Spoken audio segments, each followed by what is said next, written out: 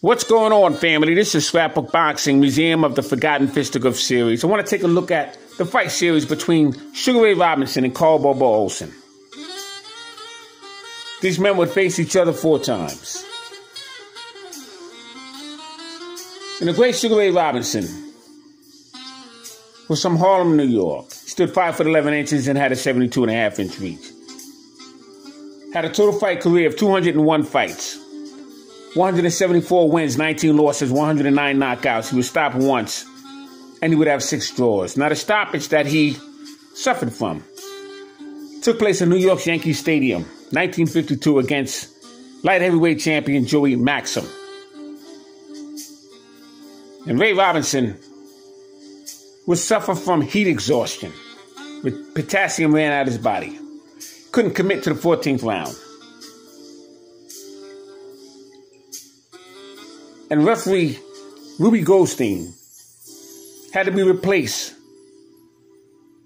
by Chicago's Ray Miller. So Ray Robinson would decide that he would take a hiatus from boxing. And he would go over to show business. So he relinquished the title. Carl "Bobo" Olson. And English Randy Turpin would fight for that belt in 1953. Randy Turpin was a former middleweight champion, 1951, when he dethroned Sugar Ray Robinson.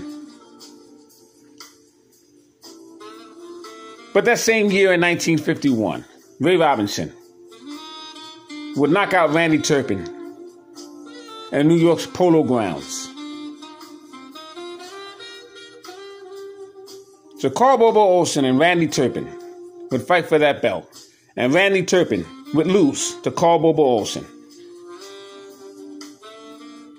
And a Hawaiian Carl "Bobo" Olson would now become the middleweight champion of the world. 1955. He would face the Sugar Ray Robinson in defense of his crown. But Ray Robinson would face fighters such as Sammy Angot, 1941, Maxie Shapiro, and Fitzy Zivic, Marty Servo, Charlie Burns, Izzy Genazzo, Jake LaMotta, Henry Armstrong, all before 1943. Carl "Bobo" Olson would face fighters such as Patty Young and Eugene Hairston, Pierre Langos, and Rory Calhoun, Lloyd Marshall, and Ralph Tiger Jones.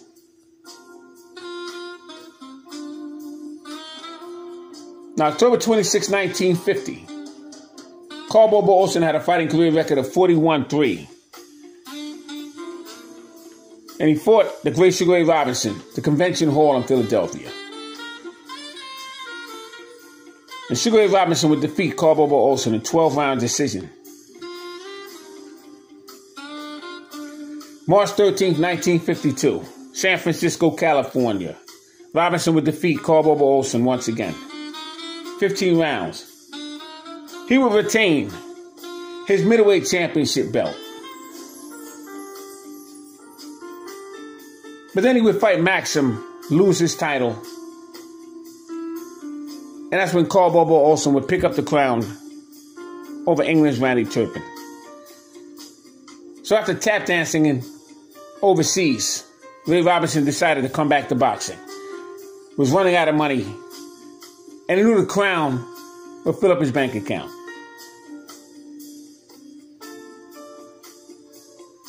So he fought Carl "Bobo" Olson, December 9th, 1955, Chicago, Illinois. And Ray knocked out Olson in the 2nd round. And he regained the middleweight championship belt. Incredible. And Ray kept doing this. Opponent after opponent. He would break his own record. 1956, May 18th, to be exact. Ray knocked out Olson in 4 rounds, Los Angeles, California. 1957, January 2nd. He would face Gene Foreman Fought him in New York. And he lost to him in 15 rounds. And Gene Fullmer, out of Utah.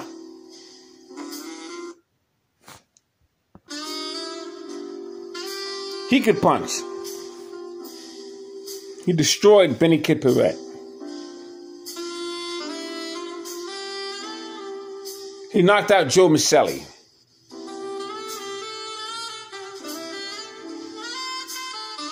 He was a murderous fighter. And he would take the crown from Sugar Ray Robinson, January 2nd, 1957. May 1st of that same year, Gene Fullmer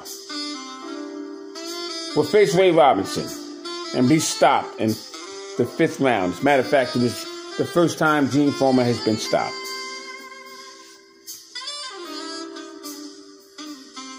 And it was the only time he was stopped. Because Ray Robinson hit him with the most vicious left hook that you can be hit with. R.I.P. to Gene Fullmer. But if he was around today, he still wouldn't remember the punch.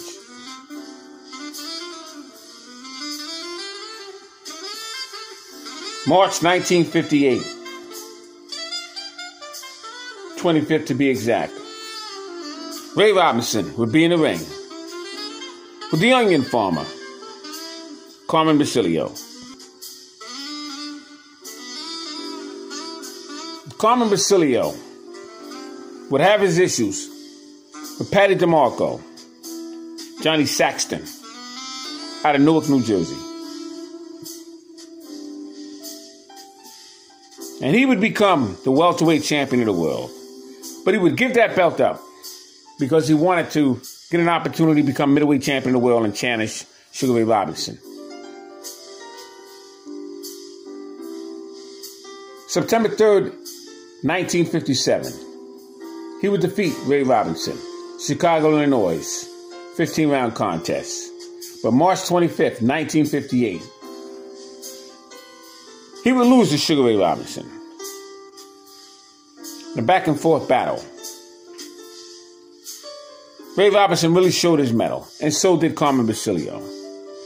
Basilio will put Ray Robinson up against the ropes in their first fight and hit him with somewhat of a 27-punch combination, unanswered. But he would take a beating in the second fight.